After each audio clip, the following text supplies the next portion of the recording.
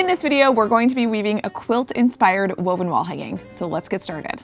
I've been a quilt fan for a long time, but I feel like throughout last year and coming into this year, I'm seeing a lot of quilts, like from table runners to quilt jackets and just quilts, all the like sort of cottagey kind of things. And I want to weave something that looks like a quilt block. We're going to jump right into this first off with just showing you the end goal and some math that I did. Don't worry about that right now, but this is what the end is going to look like in terms of the layout of the quilt block itself.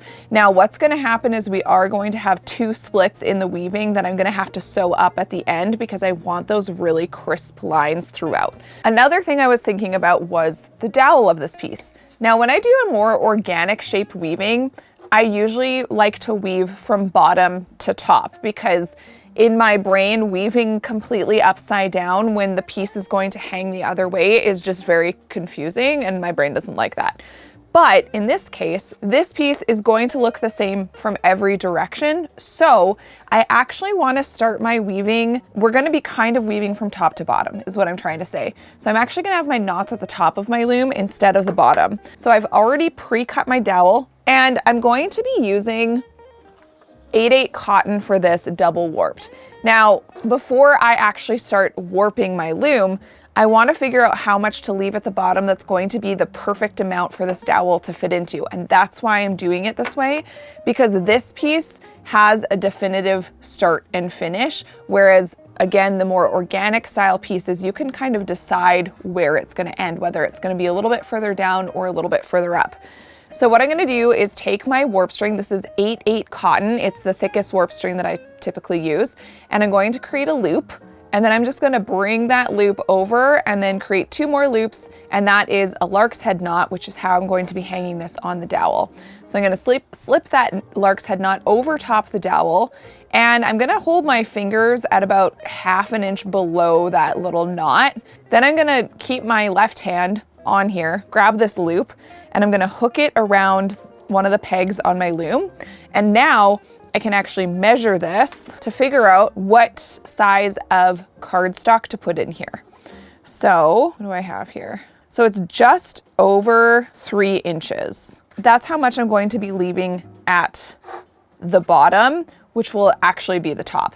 So when I start warping though, I want to start my knots up here because I want my knots to end up at the bottom of the weaving. Now, there's another aspect to this. I'm not adding a fringe. I'm going to be using the warp string as the fringe. So I'm going to be double warping with this 8/8 cotton. And I'm going to show you an example of what I've done before using the same kind of concept.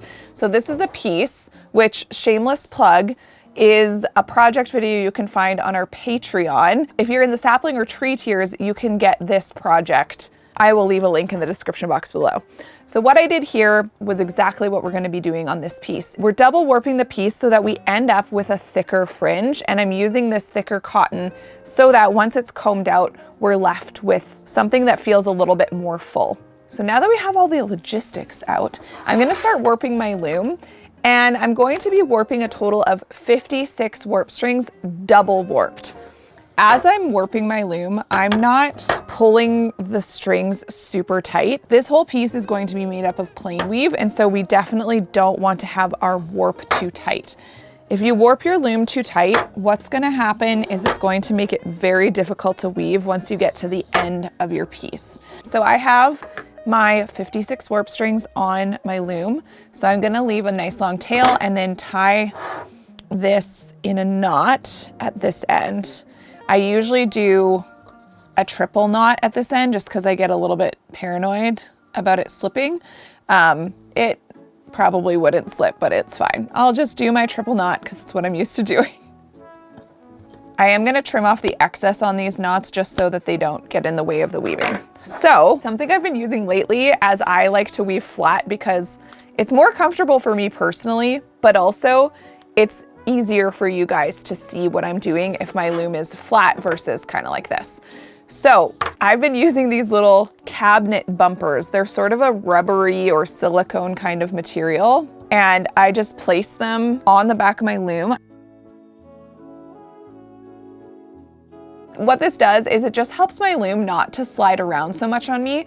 I do still ultimately love to use just painter's tape to tape down my loom, because with these bumpers, it can still kind of do this depending on what you're weaving, but we're gonna try this out today. Next, I'm going to take my piece of cardstock. So this one is folded over and it's about 3 1/8 inches tall.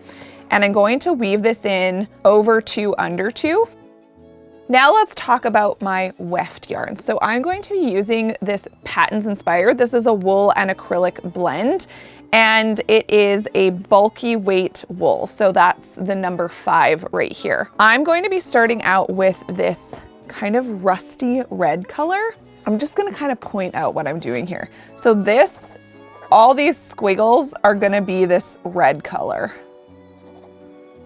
Then all the star points, I'll do like a stripe, are going to be another color. And then finally the inner square will be the 3rd color. Since I'm going to have red at the bottom of the whole thing, I'm gonna do my twining stitch with this red. Most of this piece will be woven over 2 under 2, except for the twining. So I'm gonna take a nice long piece, 3 arms lengths is my max to work with.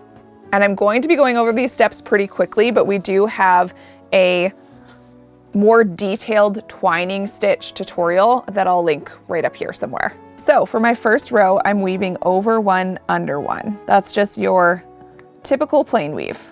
I'm gonna leave a tail that's decently long on one side, create my arch, make sure there's lots of slack in there. And I'm not gonna beat this all the way down because now I need to do my twining stitch. So for a twining stitch, let's just zoom in and I will show you a couple stitches with a tapestry needle. Everywhere that the weft, so that's our horizontal string, is going over top of the warp, which is our vertical string, we're going to be making a stitch, which creates the twining stitch. So basically I'm pointing my needle downward and I'm grabbing it at sort of an angle here. And I'm going under the warp and the weft at the same time. We're gonna pull all this slack through. And then what we're gonna wanna do is tighten this twining stitch as we go. So now we can skip the next warp string and go to the one after that, where again, the weft is going over the warp. And again, after each stitch, I'm gonna sort of pull these strings so that they are tight.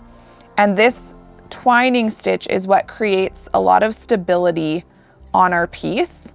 So we're basically just doing that exact same process all the way across the loom.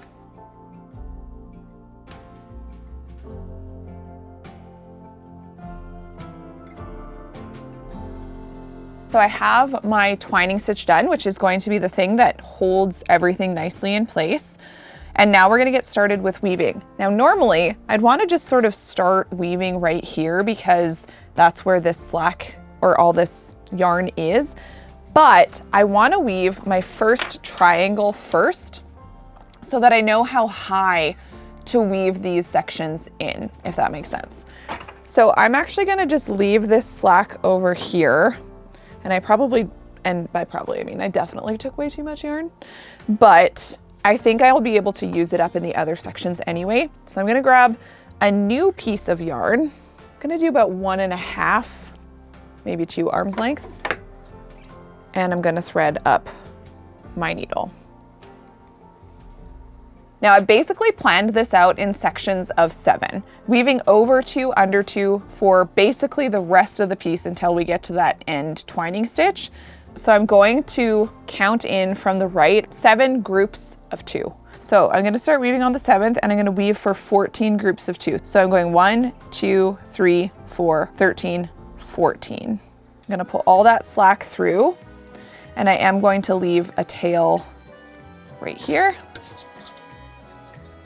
And then I'm gonna go back the other way again. And I'm only weaving till where I started for a second time.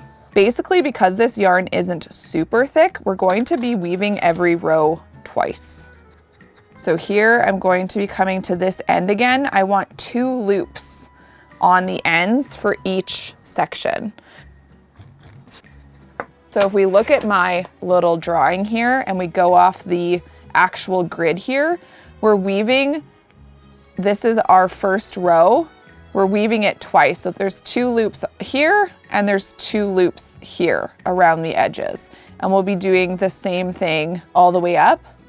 So now that we're having 2 loops on this first row, I'm gonna weave back across and I'm gonna drop these 2 strings.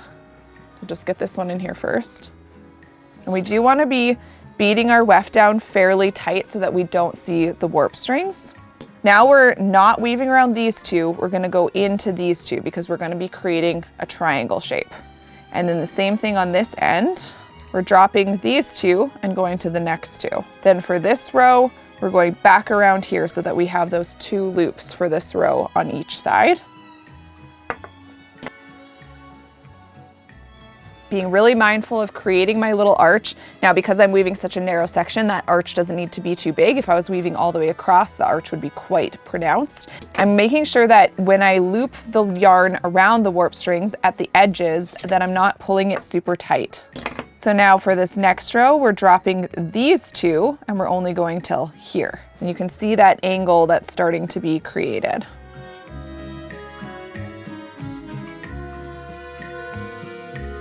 So now I'm at the very top of my triangle and there's one thing I'm gonna do that's a little bit different and a little bit weird. So let me zoom in again for you. Because I want the top of my triangle to have more of an actual tip instead of it being sort of wide and flat, I'm going to now do something different. So I need 1 more loop around this left side. So I'm gonna go over these 2, but then I'm only gonna pick up 1 here. And then I'm gonna pick up 1 from the other side and then go under both. So you can see that instead of weaving 4 strings at the top, now we only have 2. And we're gonna do that one more time. So we have our 2 loops. So that's why I wanted to do this triangle first, so that now I can match up this height with the other sections. All right, so now we are done the first section. We're going to move on to the next one. We're gonna do the 2 yellow triangles next. So that is this section and this section. We're gonna start on the right side. So first I'm gonna just bring my yellow through here, and I'm working on these 2 strings right above where the orange triangle started. And I'm gonna loop this around twice, because again, we're basically doing every row twice. So that's the first row. Now we're gonna be going over these 2 and under these 2. So now we're weaving up until here. So these aren't going to interlock, they're just gonna weave up against it. So we're basically just filling in this little section. Now I can go to the next ones, and I'm just gonna keep extending it across as I go.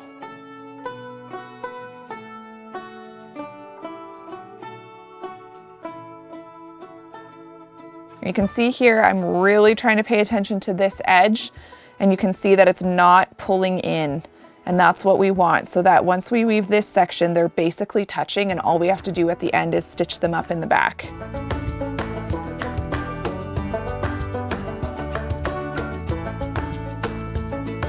So now here we are at the top of the triangle, and here's where we have that one little weird thing where we're just grabbing this singular string instead of 2.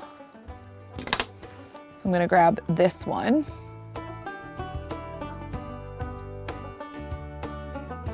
Okay, I'm gonna break my own rule because I should technically weave another row because there's 2 loops at the top, but I'm finding this is quite crowded already. So I think I'm actually going to stop at only 1. Now, what I need to try to do is line up this other triangle with this one.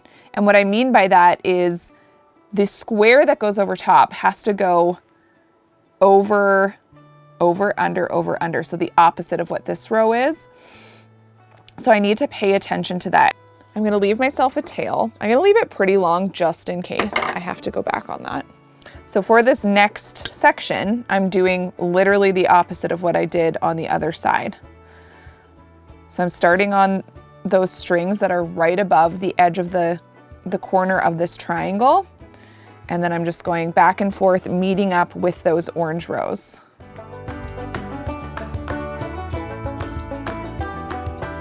So you can see on both sides, I've ended on the edges, and what I was needing to pay attention to, and if you do this as well, you'll have to pay attention to, you might have to weave an extra row, but basically what I need is to now, when the square goes over top of the section, to go over, under, over, under, over, under, and for it to be opposite of what was happening here. I hope that makes sense. Sometimes you just have to weave something and then be like, oh, I understand the details now that I needed to know about. So to finish off this first section, I'm now going back to the red, and because this one is already connected, I'm gonna start here so I can use this slack on the other side. And now I'm just going to be weaving a square next to this yellow. And there will be a split between that will get sewn up at the end. What I wanna do is have the same amount of loops here as I do here. So let's just count them, 1, 2, 15. So because this string is going under that far warp string, I'm just gonna weave it over instead. So over 2, under 2. And then I stop on these 2 strings because it's beside these ones. And I just go back, and I'm just gonna be going back and forth until it lines up with this other section.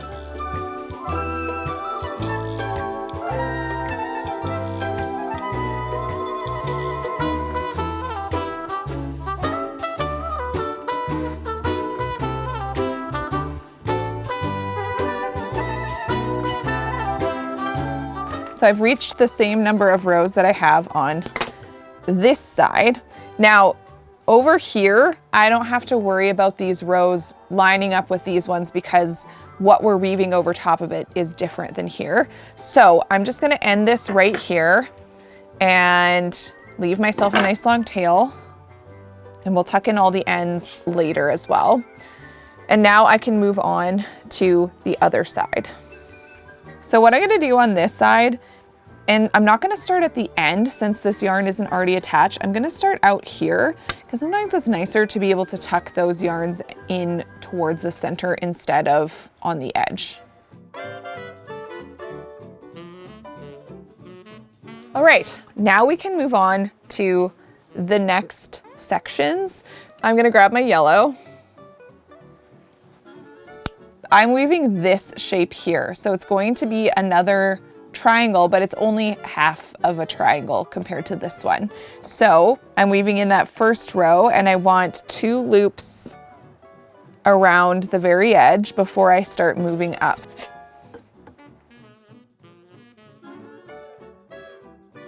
So now that I have 2 loops on this edge, I'm going to drop the first 2 strings.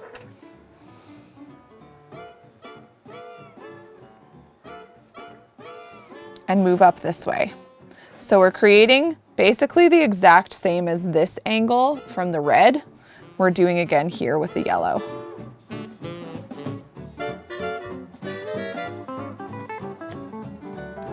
Every 2 rows, I'm dropping 2 more strings so that we're creating this triangle shape. And then finally, at the very end, I'm wrapping it just around the last 2 strings. Now, what I would like to try is to actually leave this piece of weft intact because there's another yellow triangle that's gonna go right above this. So I'm gonna just fish this to the back and let it kind of hang down so it's a bit out of the way. And then what I'm hoping is we can just pull it up to the next yellow triangle when the time comes. So now, what I'm gonna do to make sure I'm still on track numbers-wise, because this piece is so symmetrical and I do want it to look like a quilt, and quilts are very, well, this type of quilt is very geometric. So I'm going to go ahead and actually measure this line again. So it's about 1.5. This is a little bit taller, so I might wanna just squish this down just a little bit. 1.5. Yeah, it's just a hair over 1.5, which this is as well. Because if I can make these shapes all look exactly the same, it's going to read so much more quilts than if it didn't. Next up, we have this same triangle, but it's over here now. So it's gonna be like this. Now I can just follow the lines of this yellow, and I'm gonna start on the inside of these 2 warp strings. I'm gonna wrap that around twice. And then much like the other shapes, I'm just lining this one up with the previous. All right, so now I'm at the very tip of this triangle. So I'm going all the way to the edge with that. And I am gonna do that row twice as well. And then I'm just gonna start working my way back the other way.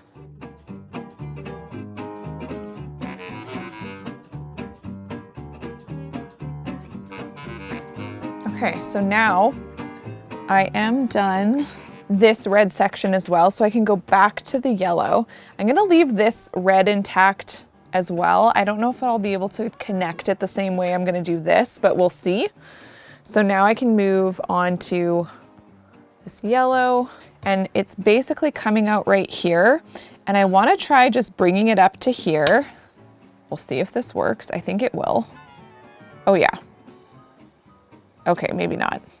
I think what I need to do, because basically it wants to come up to the side of here, which I don't love, but if I kind of turn this and I bring my needle through those loops, I might need to get a smaller needle. Let's just try this because it's 1 less end to tuck in, actually 2 less ends to tuck in, which I love. I'm gonna bring this around for an extra turn, like that. And then I'm going to fish it through here, just like so. We're gonna see if this works. I haven't really tried doing this way, but in an effort to not have quite as many ends to tuck in, I feel like it's worth a try. So now I can switch back to my wood needle, and I'm just gonna loop that around twice and then follow that triangle up.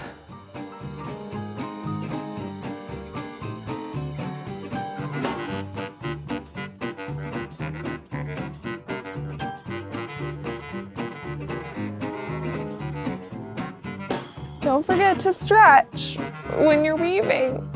Oh my gosh.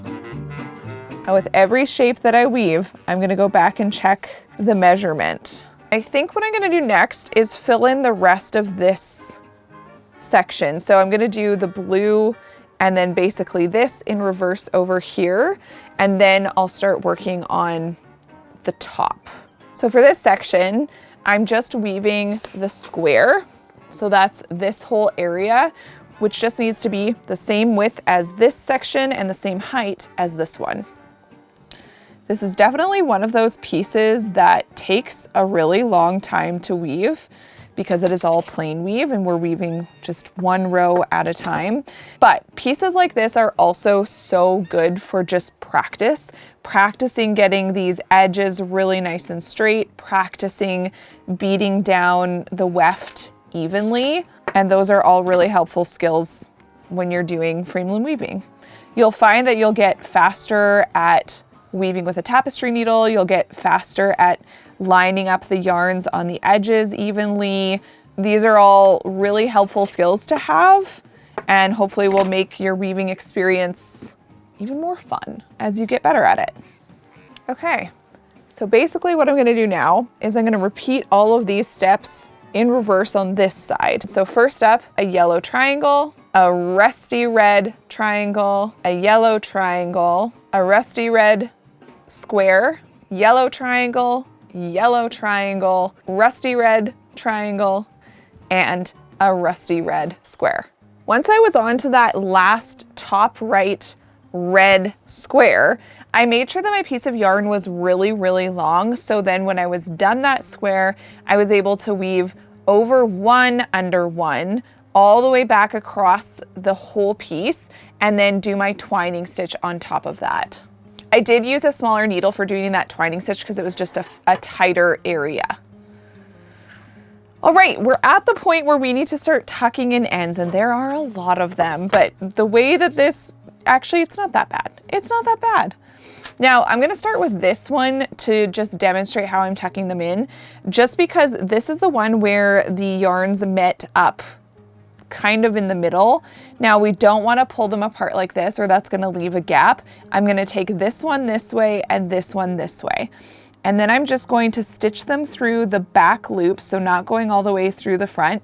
So here you can see it's through these loops in the back, and you can't see it from the front. I'm just going to stitch that in. I'm in 4 loops, you can go more if you like. And then I'm just going to clip off the end. I'm not pulling it tight, then cutting it.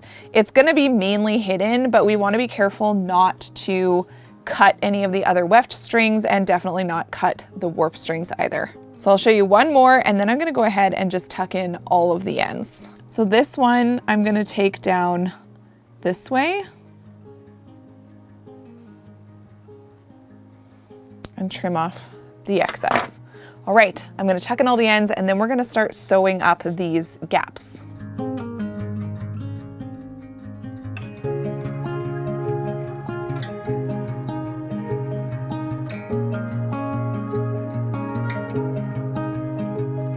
I've tucked in all the ends, and so now we need to sew up these gaps because otherwise, as you can see, our piece is essentially in 3 pieces, well, mostly.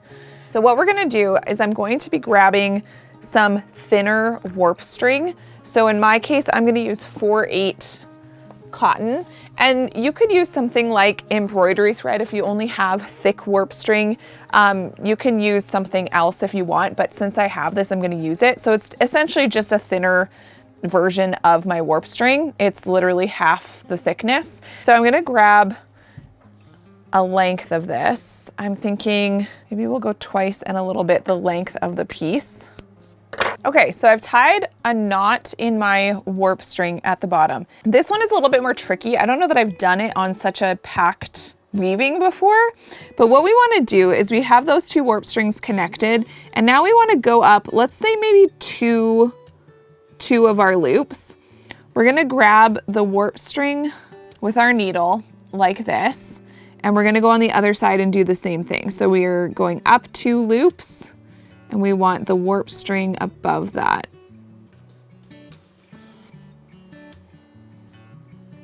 So now we're gonna go up 2 more loops and do the same thing from the other side. So now we're working from the red side. So we're grabbing the warp string there, we're pushing down 2 loops and grabbing the warp string on the other side. So you will see a little bit of stitching from this side, but it'll nicely connect our line here. So I'm gonna do the same thing again. And I'm just grabbing 1 warp string, not both.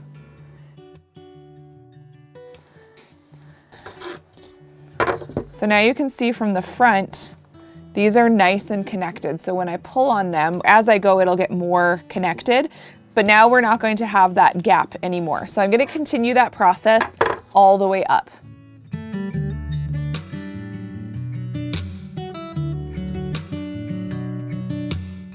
Okay, so now I'm on my last stitch for this side, and I'm pulling this through, and then I'm gonna go back through this loop. And then I'm probably gonna do that again. Actually, I'm just gonna grab this warp string again, and I wanna create a knot.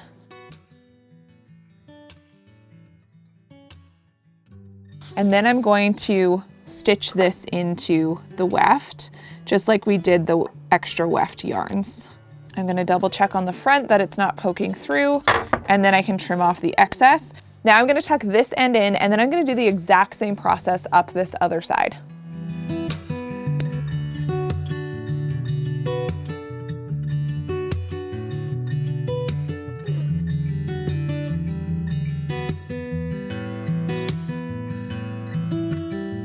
All right, we're finally at the part where we're gonna get this off of the loom. So we're gonna pull out this cardstock here and set that aside.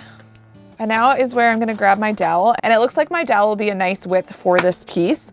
I have 2 options for how I can take this off the loom. I can cut it off the loom, or I can slip it off the loom from one side. Now, if your warp is super, super tight, slipping it off the loom might not be an option. And if you have a loom like this one, you can take out the screws and then take this bar off to get the piece off the loom if you don't want to cut it off and it's too tight. The other option, the cutting option, is kind of nice because I can actually follow this line of my loom. And honestly, that kind of looks like an ideal length for the fringe to be. I do like the idea of the ease of cutting this off the loom. So I'm gonna go for the easy route, but if you don't want to, you can take it off the loom and then cut it a little bit lower if you like. So I'm literally just gonna rest my scissors along the edge of this notch bar and just slowly cut it off the loom. And you can see that that is such a nice straight line, and that is nice to have.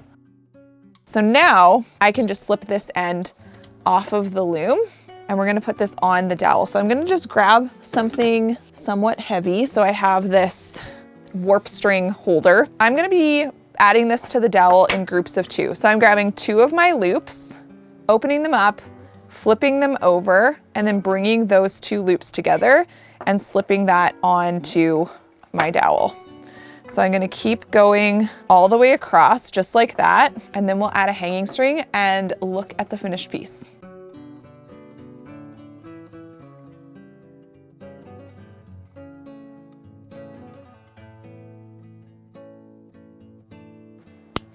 Now there is one more step that I'm going to do to finish this off, and that is going to be, so I'm grabbing my rope brush and a thick piece of paper, and what I want to do is actually comb this out because right now it is still looking pretty stringy.